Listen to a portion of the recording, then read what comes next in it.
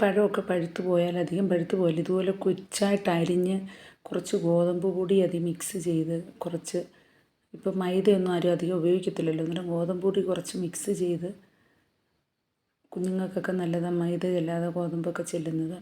Mix ചെയ്തിട്ട് അതിനകത്തൊരു നുള്ളു ഉപ്പിടുക,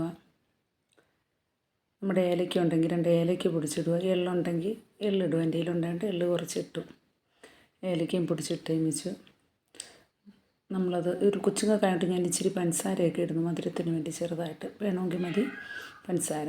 അതെല്ലാം കൂടെ മിക്സ് ചെയ്ത് ഇളക്കി എടുത്തതിന് വെച്ച് നല്ലതുപോലെ മിക്സ് ചെയ്യണം. എല്ലാം കൂടെ മിക്സ് ചെയ്തിട്ട് നമ്മൾ കുറച്ച് വെള്ളം ഒഴിച്ച് ഒന്ന് കുഴച്ചെടുക്കുന്നു.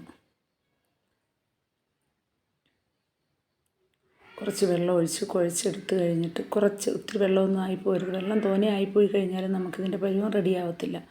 അപ്പോഴും നമുക്ക് ചെറിയ വെള്ളം മതി, ചെറിയ മയം മതി. അതുകൊണ്ട് ഈ പരുവത്തിൽ നമ്മൾ കുഴച്ച് നല്ലതുപോലെ ഇളക്കി പഞ്ചസാരയും ഉപ്പും എല്ലാം കൂടെ ഒന്ന് മിക്സ് ആവണം. ഇതിനകത്ത് തോനെ സാധനങ്ങളൊന്നും നമ്മൾ ഇടുന്നില്ല, ഇതിനകത്ത് കുറച്ച് സാധനങ്ങളേ ഉള്ളൂ, അതെല്ലാം ഒന്ന് മിക്സാക്കി എടുക്കണം.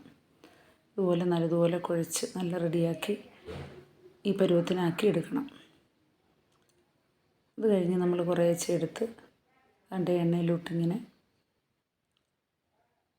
ഇട്ട് മൂപ്പിച്ചെടുക്കണം. തിരിച്ച് മറിച്ച് വിട്ട് മൂപ്പിച്ചെടുക്കണം.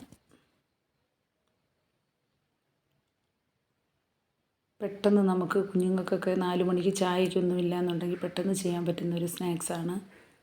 പഴമൊക്കെ പഴുത്ത് പോയിരിക്കുമ്പോൾ നമുക്ക് പെട്ടെന്ന് ചെയ്യാൻ പറ്റും. നല്ല ടേസ്റ്റുമാണ് അതിന്.